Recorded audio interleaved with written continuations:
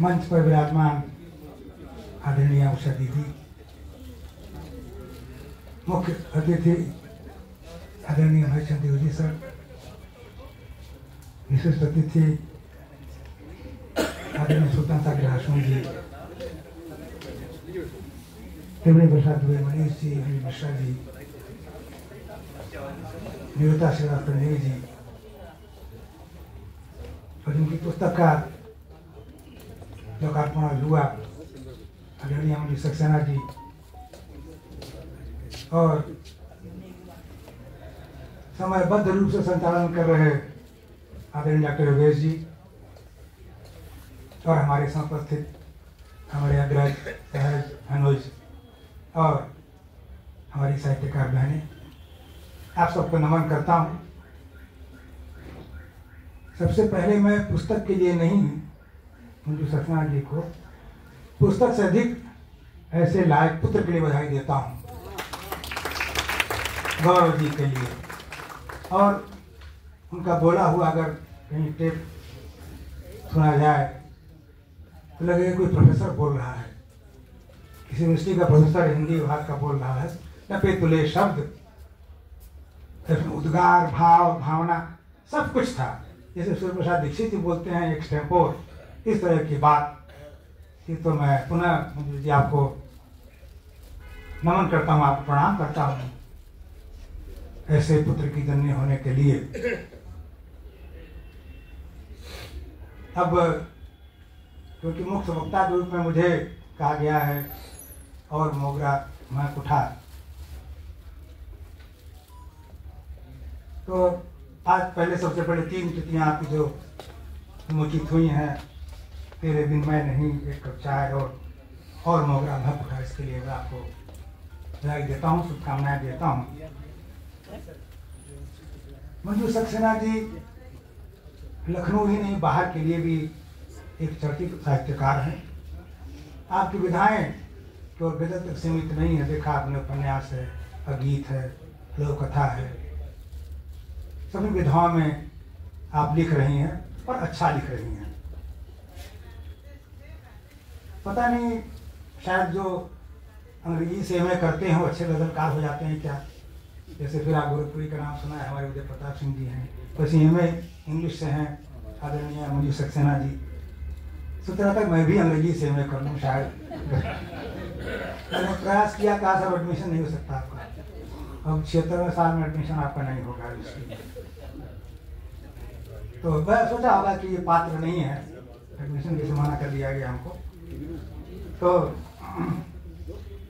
अब वो कान में कह गए हैं योगेश जी कि मुख्य वक्ता तो है लेकिन संक्षेप में कहना है, और मुख्य वक्ता और संक्षेप में मेरी बात समझ में आती नहीं, मैं कोशिश करूँगा। लेकिन किसी पुस्तक को जो विशेष रूप से पूरा पढ़ते हैं उसमें तो लेखक होता है, रचनाकार होता है, पूरी किताब पढ़ता है, क्यों लिखता है, पढ़ता रहता है। दूसरा उस पर जो अभिमत लिखते हैं, जो अनुशंसा लिखते हैं, वो पूरा पढ़ते हैं तब लिखते हैं। जैसे हमारे आदरणीय पूर्ण कुशमेश जी, आदरणीय कृपाशंकर श्रीवास्तव विश्वास जी, इन्होंने पढ़ा है, पूरा देखा है। और उसके बाद नंबर आता है मुख्य वक्ता का। मुख्य वक्ता भी पढ़ता है, पूरा पढ़ने की कोशिश करता है पूरा। लेकिन बात उसमें यह है कि जिस किताब को 2 हेड मास्टरों ने देख लिया हो, आदरणीय पूर्ण कुशमेश जी और विश्वास जी, तो क्या बचा उसमें? किसी स्टूडेंट से कहें कि आप भी देख लो उसमें क्या है, तो उस स्थिति में पा रहा हूँ अपने को। लेकिन खैर कुछ कहना है मुझे भी। तो सबसे पहले जो बात किताब के शीर्षक की आती, पुस्तक के शीर्षक की, और मोगरा महक उठा, अभी तो समस्या पूर्ति एक आ गई, और मोगरा महक उठा आधी बात है, आधी क्या बात है। तो जैसे समस्या पूर्ति होती है साहित्य में, उस तरह से उत्सुकता पैदा हो गई कि क्या किया जाए। तो हमने इसको पहले तो समस्या पूर्ति पूरी करने की कोशिश की, करूँ दें क्या बनता है इससे। इस मोगरा क्यों महक गया? मोगरा जानते हैं गजरे में इस्तेमाल किया जाता है, तो क्यों महक जाएगा गजरा? ऐसे ही फालतू बैठे बैठे महक जाएगा क्या? तो कुछ तो बात हुई होगी। तो मैंने समस्या पूर्ति पहले की। आया सिर्फ ख्यालों में वो, आया सिर्फ ख्यालों में वो, और मोगरा महक उठा। तो ताली बजनी चाहिए भाई। आया सिर्फ ख्यालों में वो और मोगरा महक उठा। मेरे समझ से यही बात रही होगी जो मोगरा महक उठा। तो इसमें बहर है, बैठे हैं पूर्ण कृष्ण जी बहरे मतकारी। इस अभी इस शीर्षक में भी बहर घुसा हुआ है। मतलब ये इतना ठो बजा के लिखती हैं कि अच्छा अच्छी जानकारी है। और क्या क्या कहा जाए, दीक्षित धनकौरी जी ने भी इस पुस्तक पर निगाह डाली है। संक्षेप में ही उन्होंने कौर पृष्ठ पर अपनी बात कही है। दीक्षित धनकौरी जी के बारे में मुझे पता है कि वो समीक्षाएं नहीं लिखते हैं, अभिमत नहीं लिखते हैं, मना कर देते हैं। कई पुस्तकों का उन्होंने मना कर दिया कि भाई हम समय की कमी या को लगा कि पुस्तक स्तरीय नहीं है, वो मना कर दिया करते हैं। लेकिन इसमें लिखा हुआ मुझे मिला। और दीक्षित धनकौरी जब कुछ कहते हैं तो वो अथॉरिटी होती है, कुछ कहते हैं। तो उन्होंने भी इनके लिए लिखा है, इस गजल संग्रह की गजलों में संयोग, वियोग, प्रतीक्षा, ऊहापोह जैसी मानवीय संवेदनाओं और नैसर्गिक भावों की मार्मिक अभिव्यक्ति है। उन्होंने लिखा है। मैं भी इसे इत्तेफाक रखता हूँ कि इस गजल संग्रह में ये बातें हैं। आजकल एक चलन है कि हिंदी गजल, उर्दू गजल, दो शब्द सुनाई पड़ने लगे हैं। कुछ लोग कहते नहीं, कुछ नहीं। लेकिन गजल तो गजल होती है, हिंदी और गजल नहीं होती। होता क्या है कि जब हिंदी का वर्चस्व हो जाए, ज़्यादा शब्द हिंदी के हों तो हिंदी गजल कह सकते हैं। जब उर्दू के शब्द अधिक हो जाए तब उसको उर्दू गजल कह सकते हैं। लेकिन अंतर है नहीं, ना हिंदी गजलकार है ना उर्दू गजलकार है। होता क्या है कि कोई भाव आपके आए, अब भर का डंडा पड़ा रहता है कि उससे बाहर जा नहीं सकते, नहीं तो कहेंगे बाहर गजल से खारिज हो जाएगा।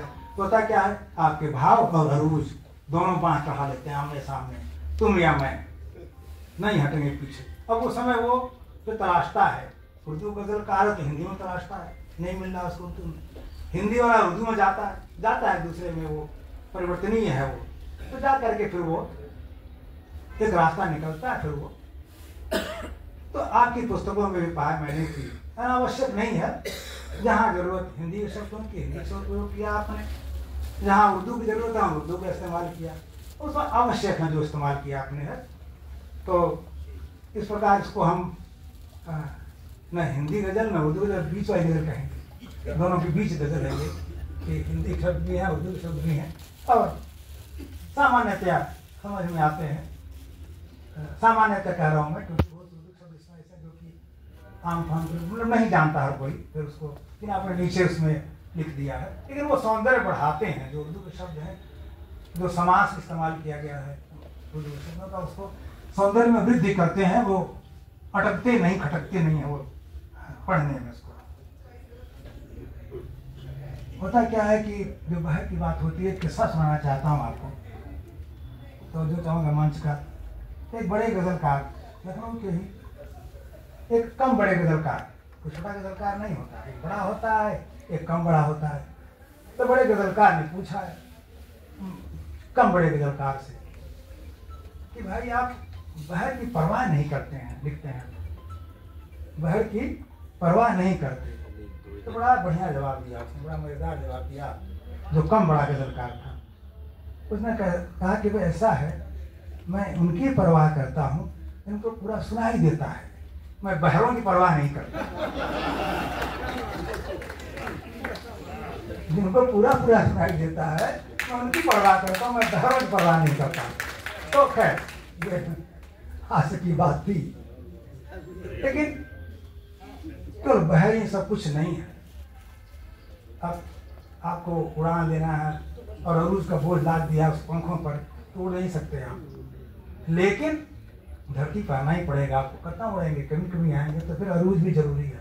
तो पहले भाव जरूरी है, भाव नहीं हो तो अरूज लेके क्या करेंगे। अगर भाव शून्य है तो अरूज कुछ नहीं करेगा, लिखेंगे तो आप ही समझेंगे, कोई और नहीं समझेगा। तो दोनों का समन्वय, पहले भाव होता भी है। जब किसी में भाव जागृत होता है तो क्या करता है, फिर वो पिंजरा लाता है काफिया और अदीफ वाला, बैठे हैं भूपेंद्र सिंह बोल जी, भाव उड़ा और उसको पिंजरा बनाता है काफिया और अदीफ, उसके बाहर डालने लगता है, इसके बाहर डालने लगता है उसमें। तो ये बड़ा मुश्किल काम होता है, मुश्किल काम होता है।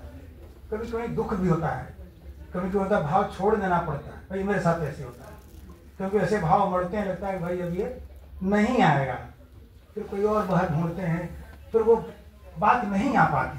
कभी कभी भाव को छोड़ देना पड़ता है, तो हमारा गजल खाली हो जाए उसको, कभी तो शेर को छोड़ना पड़ता है। तो खैर मंजू सक्सेना जी की जो कृति है पूरा लफ्जों है तो मास्टरों ने देखा, तो इसलिए मुझे उसमें कुछ नहीं कहना, पूरी तरह से बहर में है। लेकिन एक आध ऐसी गज़लें हैं जो मैं बहर पकड़ नहीं पाया उसका। होता क्या है बहरों में, गज़ल में होता क्या है कि मात्रा पतन होता है। मात्रा पतन जब अधिक हो जाता है तो पकड़ना मुश्किल होता है कि आपने किस मात्रा को गिराया है। कभी कभी स्थिति आती, एक आध गज़ल मुझे नहीं समझ में आए कि वो बहर क्या जा रही है, लेकिन मैं मानता हूँ क्योंकि वो सशक्त रचनाकार हैं, गज़लगो हैं, बहर भी जानती हैं, इसलिए कोई न कोई बहर उसमें होगी। मैं अपनी कृतज्ञता मानता हूँ उसमें, कोई न कोई बहर अवश्य होगी। एक में ऐसा मुझे लगा ऐसा, तो खैर वो बाकी सब मुझे लगा कि किसी किसी बहर में है। जैसा अभी आदरणीय कुसुम जी ने कहा, अथॉरिटी है गज़ल की, लाइब्रेरी है, जैसे AI होता है ना, चैट GPT और क्या क्या कहीं होता है, कुछ पूछना हो तो फिर डाल दिए, खर्च बताता है। वैसे ही हमारे आदरणीय कुसुम जी हैं, गज़ल के बारे में कुछ भी पूछना हो डाल दीजिए कि मैं चट से जवाब आ जाएगा कि नहीं, और फिर वो कठोरता के साथ कोई मुरब्बत नहीं करती कि नहीं हो सकता, गलत है ये, तो वो तुरंत वो खैर ये लखनऊ के लिए या कहीं देश के लिए पूंजी है। ऐसे लोग कहाँ जिनको हम संदर्भ कर सकें, जैसे पूछ सकें, ऐसे लोगों का अभाव रहता है। तो मैंने दो तरह की होती हैं, मैं किताब पढ़ता हूँ, शुद्ध बहर और मिश्रित बहर। आपने उर्दू में बताया, मैं हिंदी बता रहा हूँ। शुद्ध बहर, मिश्रित बहर।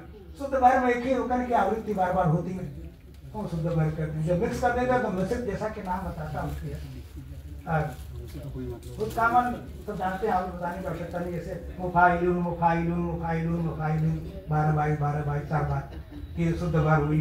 फौलून फौलून फौलून फौलून 122, तो ये शुद्ध बहर हुई। जब मिश्रित कर देते हैं दो तरह के रुपये को, तब वो मिश्रित करते हैं, मिश्रित बहर हो जाता है। और जब कठिन होता है मिश्रित बहर लिखना, इसके अपेक्षाकृत कठिन होता है। लेकिन दोनों तरह की गज़लों का समावेश आपकी पुस्तक में है। मतलब समर्थ अगर कोई गज़लकार है तो वो कोई बहर हो और वो लिख लेता है।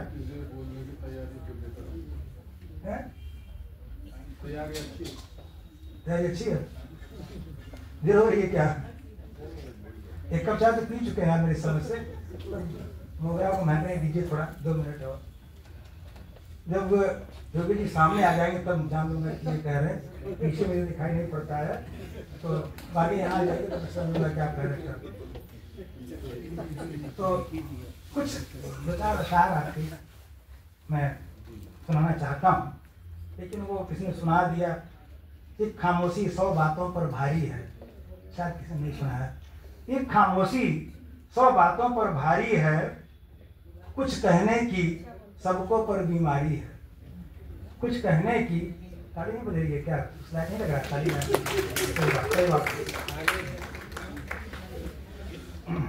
एक देखिए जो मिश्रित बहर में है एक गजल, मैं चाहता हूँ गा के सुनाऊं इसको, मेरी इच्छा हो रही है। समीना आदि का सुना होगा आपने, नई नई उसी बहर पर है आपने। मकान रोटी है तन पे कपड़ा, मकान रोटी, बड़ी अच्छी गजल लगी हमको आपकी। मकान रोटी है तन पे कपड़ा, यही बहुत है, यही बहुत है सर पे माता पिता का साया, है सर पे माता पिता का साया, यही बहुत है, यही बहुत है। और देखिए अगला शेर कितना अच्छा है। नहीं है मुझसे उसे मोहब्बत, एक नया प्रयोग किया आपने है इसमें।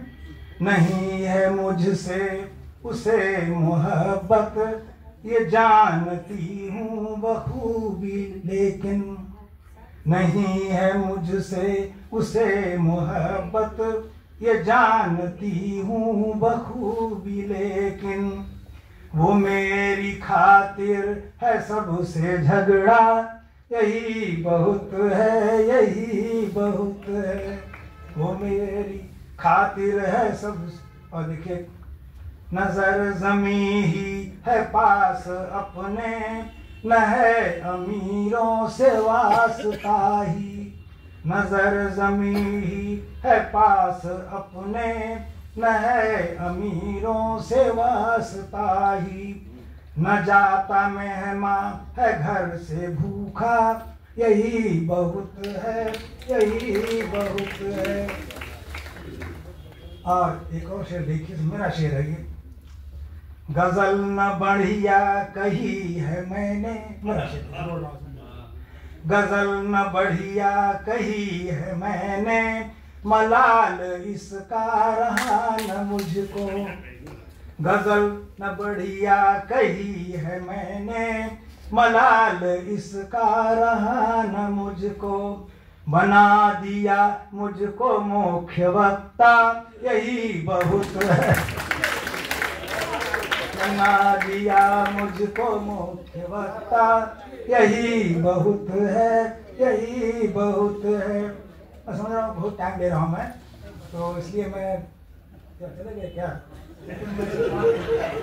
हमको इज्जत करके निकाले, इससे बेहतर है कहते हैं इज्जत अपने हाथ होती है। तो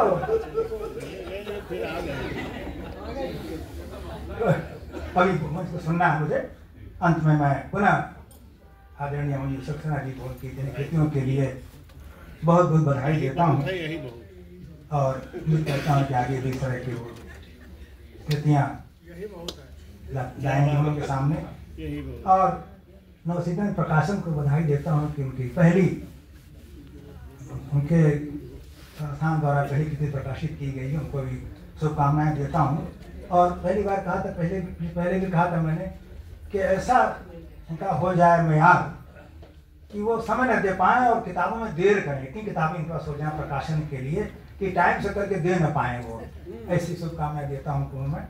और मैं संस्था को आभार करता हूँ, आमंत्रित किया। और आपने घर पर सुना, भूल तो वापस करें।